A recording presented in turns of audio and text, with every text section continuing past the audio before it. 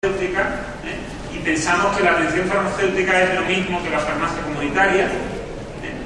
Asemejamos atención farmacéutica y farmacia comunitaria, y todavía hay quien sigue hablando, dice, pues la atención farmacéutica porque, y después de pronto empieza a hablar de la farmacia.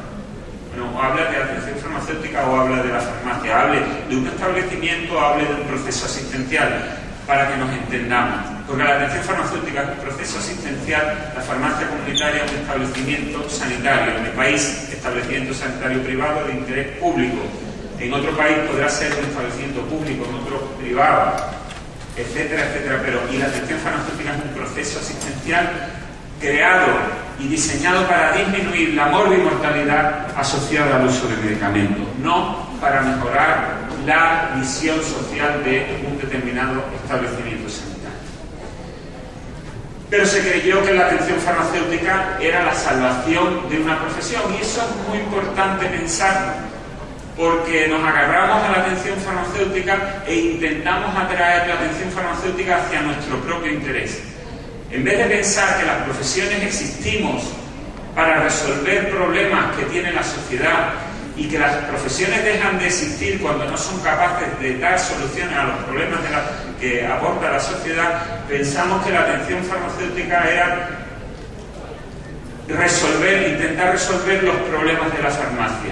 Y entonces, en vez de intentar servir a la sociedad por ahí, pues intentamos servirnos de la atención farmacéutica para justificar lo que siempre habíamos hecho. Y claro, nos encontramos en una serie de dificultades. Y las dificultades han sido pues que cuando se empiezan las cosas no están preparadas para que todo salga a color de rosa. Cuando uno tiene que hacer un redireccionamiento importante de una profesión, se encuentra con que lo que ha estudiado y lo que ha hecho hasta ese momento no era suficiente o no era lo más adecuado para afrontar este reto. Y nos hemos encontrado con una ausencia absoluta de una orientación clínica y asistencial en la formación. Nos hemos encontrado resistencias profesionales, ¿no? Y las resistencias profesionales son de todo tipo, ¿no? Desde el que dice claramente que está en contra de la atención farmacéutica, que yo creo que bueno, por lo menos admiro su sinceridad, aunque pienso que quizás está pensando como la profesión, en vez de con una mentalidad de servicio a otros, como una forma de beneficiarse a él mismo de supervivencia. Pero también temo mucho más, y se lo escuché a Linda Strand en Sevilla una vez que estuvo, dice, yo más que miedo a los que están en contra de la atención farmacéutica, de quien tengo miedo de verdad es de los que están a favor. Y eso sí que son peligrosos porque están ocultos. Después, otra dificultad, la falta de estrategia y de visión a largo plazo. Yo lo dije el otro día en una ponencia, todos los caminos no conducen a Roma. Hay muchas cosas que podemos hacer maravillosamente, pero que se llaman de otra forma, que van buscando otra cosa. Y que el camino hacia la atención farmacéutica tiene una serie de puntos en el camino que no necesariamente los da otras cosas que hacer.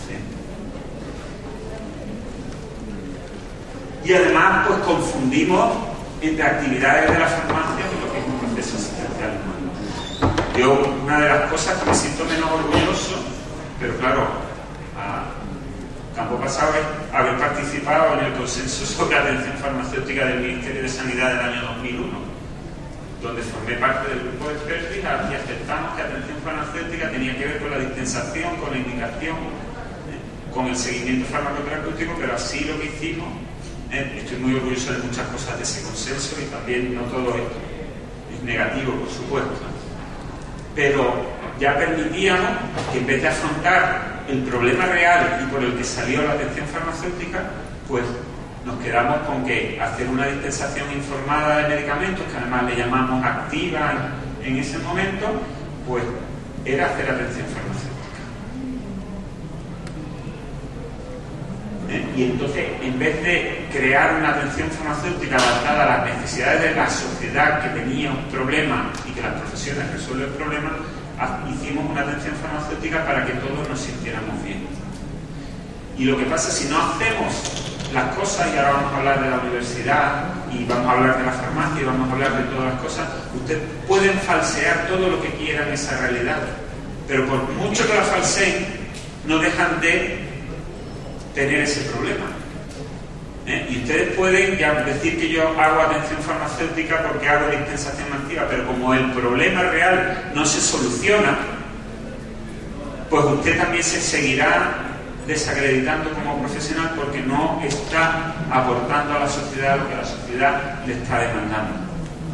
Si la universidad, en vez de hacer un cambio real, maquilla con una asignatura de atención farmacéutica o maquilla con determinadas cosas y no afronta realmente los cambios de fondo, o criminaliza, como en España criminaliza y sataniza a mucha gente, profesionales que estamos en el ámbito asistencial, que hemos querido llegar a la universidad a aportar nuestros conocimientos para ayudarles a hacer el cambio, pues me podrán matar, pero no por matarme solucionando el problema. Y no por matarme, las facultades de farmacia van a seguir no respondiendo a las necesidades de una sociedad, y van a seguir enseñando una profesión que ya no existe. Y la inercia del pasado es difícil cambiar, y yo todos los días que intento trabajar como profesional asistencial, pues a veces me tengo que levantar a hacer las tareas por las que me pagan y que no necesariamente son las que más más satisfacción me dan. Y eso hace que a mucha gente le ahogue si no tiene claro cuál es el camino. Y lo que tenemos que aceptar con humildad, que no todo lo que hace un profesional le deja enteramente satisfecho, y que hay que disfrutar de los momentos que da la vida, de los momentos en los que de alguna forma pues resuelves problemas y te sientes útil a la sociedad, y que lo que puedes hacer es lo que puedes hacer en este momento, y que lo que tienes que seguir es haciendo el camino. Pero a pesar de todo, a pesar de todas estas cosas, la sociedad está ahí con un problema, con un alto índice de mortalidad asociada a medicamentos, esperando que un profesional contribuya a resolverlo y que deje de mirarse al ombligo y afronte el reto. Segunda parte, la atención farmacéutica como necesidad social. Algunas razones pragmáticas y claras que justifican la necesidad social de la atención farmacéutica. Primero, la esperanza de vida se ha duplicado en el siglo XX. Hemos pasado de vivir 40 años a 80 de media. La esperanza de vida se ha duplicado porque se han cronificado enfermedades que eran incurables.